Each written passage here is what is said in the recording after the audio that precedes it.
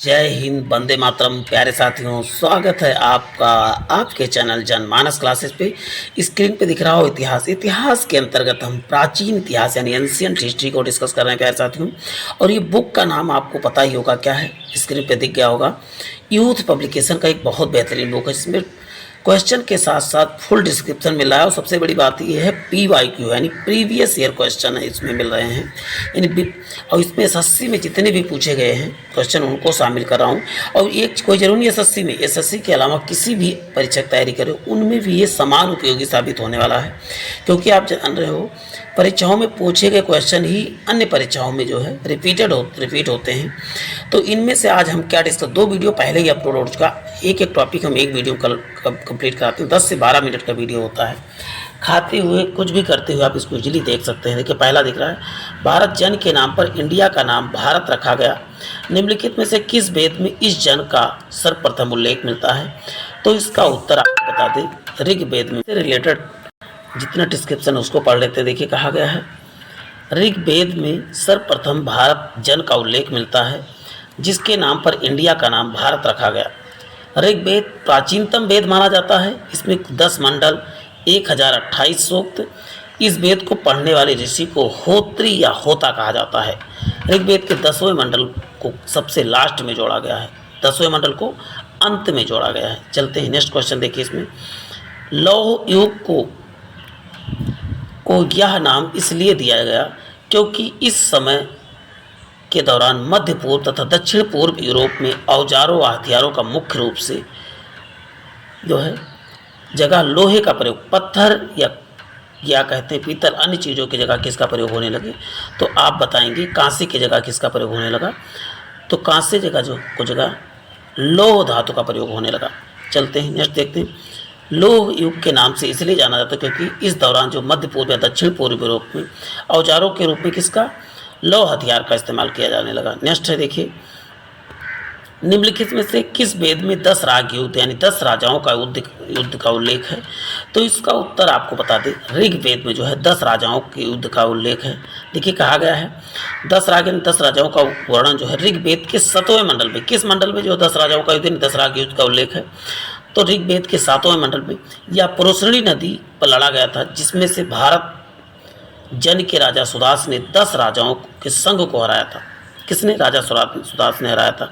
Next देखिए, 4 वेदों में से किसमें बुरी आत्माओं और बीमारियों से बचने के लिए जादू मंत्र तथा तंत्र मंत्र का संग्रह है?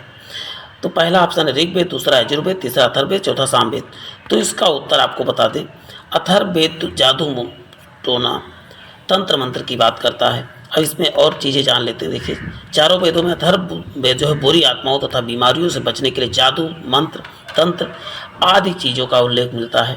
वहीं अथर्वा ऋषि जो है द्वारा रचित वेद में जो है 731 मंत्र, 6000 पद्य इसमें शामिल हैं। चलते हैं नेक्स्ट देखते हैं। आर्यों का मुख्य या प्रमुख सामाजिक इकाई क्या थी? प्रमुख सामाजिक इकाई क्या थी? तो आपको बता दें, प्रमुख सामाजिक इकाई क्या कहलाती थी? जन कहलाती थी। देखिए आर्यों की मुख्य इकाई क्या है? जन कहलाती थी।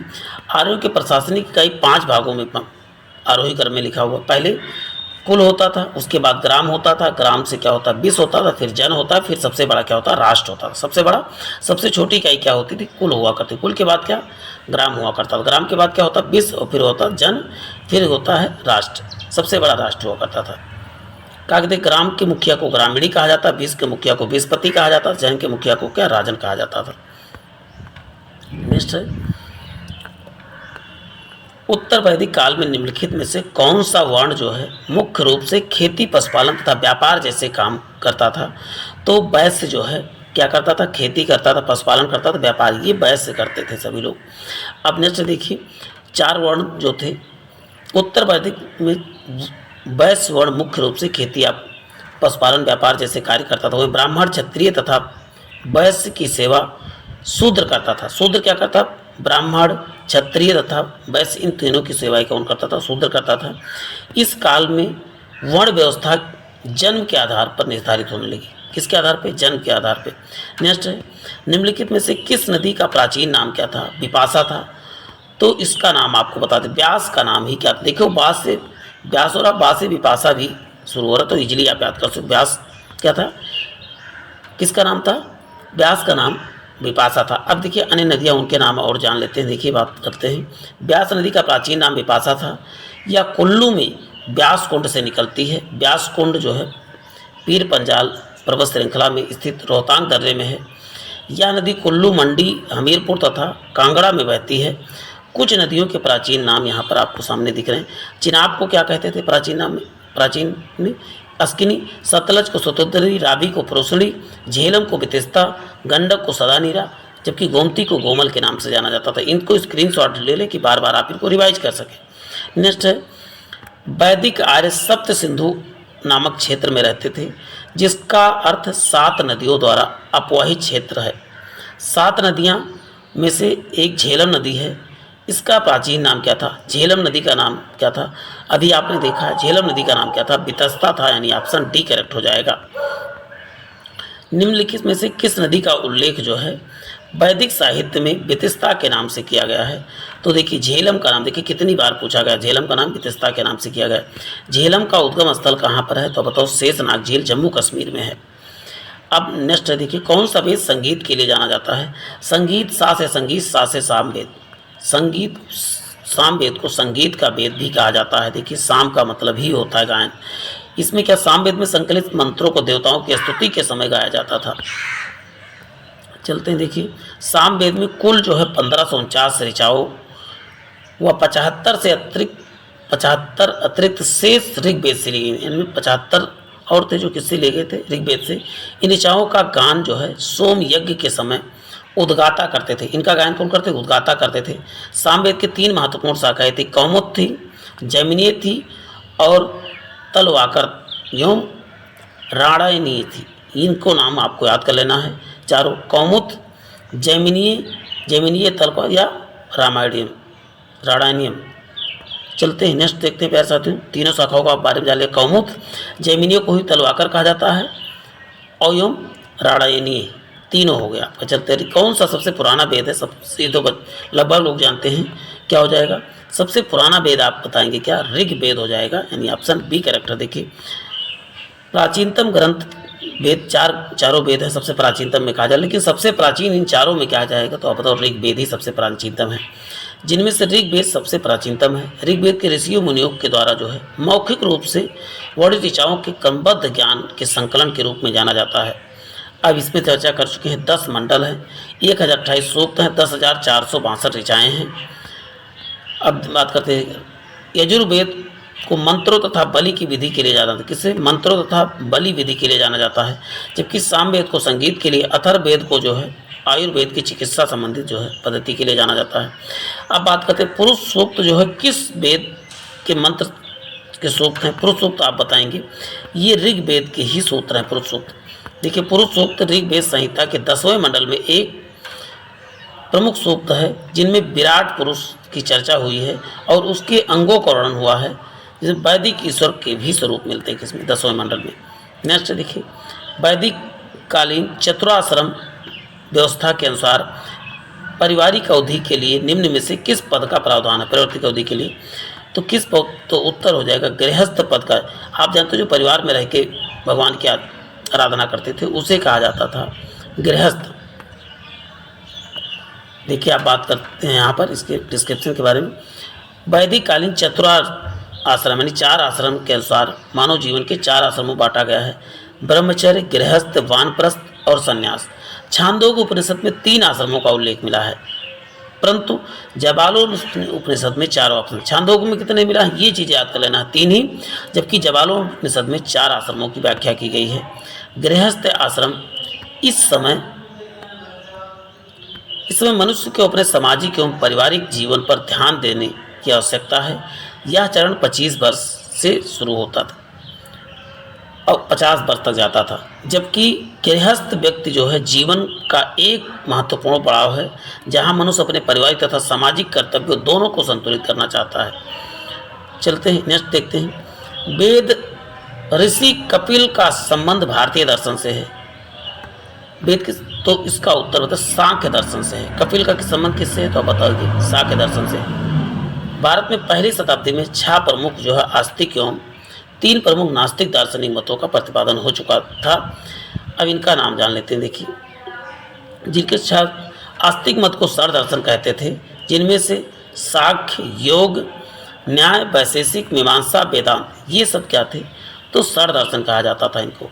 अब वहीं पर साख्य दर्शन के प्रवर्तक कौन माने जाते हैं, तो बताओ कपिल मुनि माने जाते हैं। इस दर्शन को भारत का प्राचीनतम दर्शन का माना जाता है। इस दर्शन के प्रकृति का प्रथम तत्व माना गया है।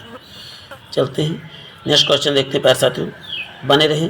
देखिए, अब सभी के प्रवर्तक के बारे में, योग दर्शन के पतंजलि हैं, न्याय दर्शन के महर्षि गौतम थे, वैशेषिक के कणाद जी हैं, मीमांसा के आचार्य जैमिनी हैं, वेदांत के जो है वेदांत के महर्षि बादरायण हैं।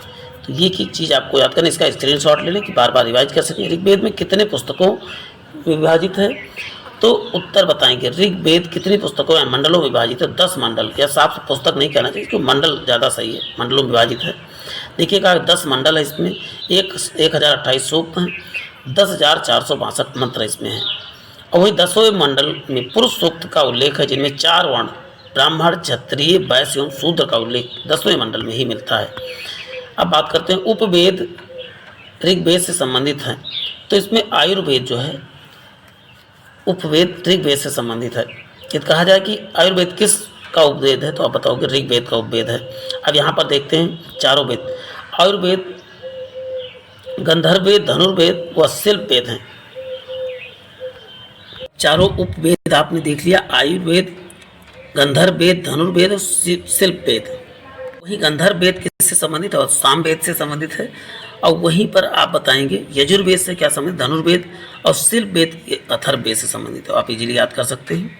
चलते हैं, ऋग्वेद में ऋषि विश्रवा और देवी के रूप में पूजी जाने वाली 2 नदियों के बीच संवाद के रूप में एक भजन है।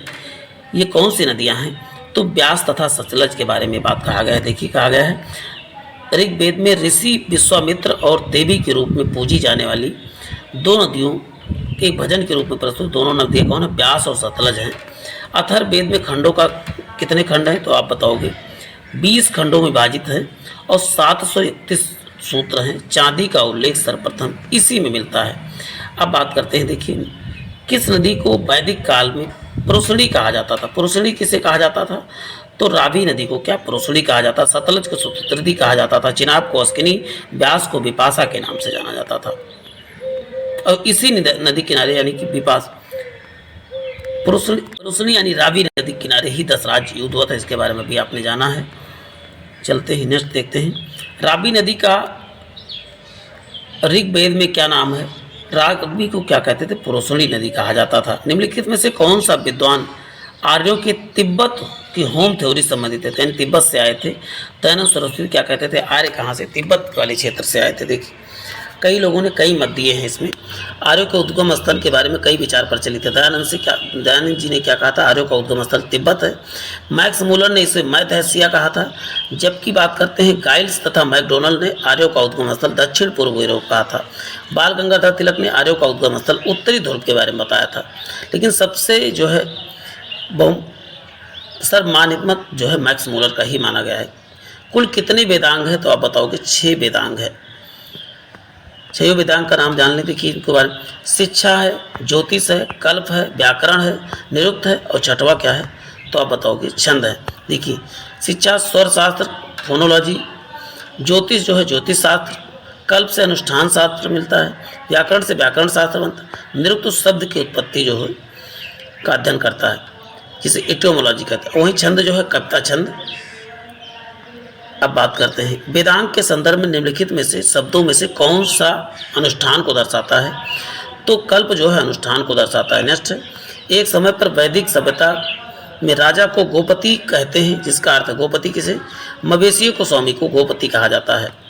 वैदिक युग में राजा को गोपति, गायों के स्वामी कहा जाता है। वैदिक काल में गायों को महत्वपूर्ण स्थान दिया गया है। ऋग्वेद में गायों को अघन्य यानी मारना वर्जित कहा गया है। गायों की पूज्य पवित्र माना गया है, तभी धनी व्यक्ति को गोमत कहा जाता है। चलते हैं, भारत में वैदिक सभ्यता में नदी के किनारे विकसित हुई थी, तो आप बताएंगे सरस्वती नदी के किनारे जो है विकसित हुई थी। प्यारे साथियों, ये सेशन आपके लिए बहुत इंपॉर्टेंट होगा। देखिए, इसमें कहा गया कि भारत में वैदिक सभ्यता सरस्वती नदी के किनारे विकसित हुई थी। ऋग्वेद में सरस्वती नदी को अग्रवर्ती नदियों माना जाता है। नदियों की माता कहा गया है। वाणी का प्रार्थना एवं कविता की देवी कहा गया है। बुद्धि को तीव्र करने वाली तथा संगीत की प्रेरणादायी कहा जाने वाला है। सरस्वती नदी ऋग्वेद में सबसे पवित्र नदी मानी गई है। इसे नदी तमा, देवी तमा भी कहा गया है। सरस्वती नदी अब जो है राजस्थान के रेगिस्तान में विलीन हो चुकी है। अब इसके बाद हमारा जो है महाजनपदों का उदय वाला यानी चौथा चैप्टर होगा। तो प्यारे साथियों बने रहिए।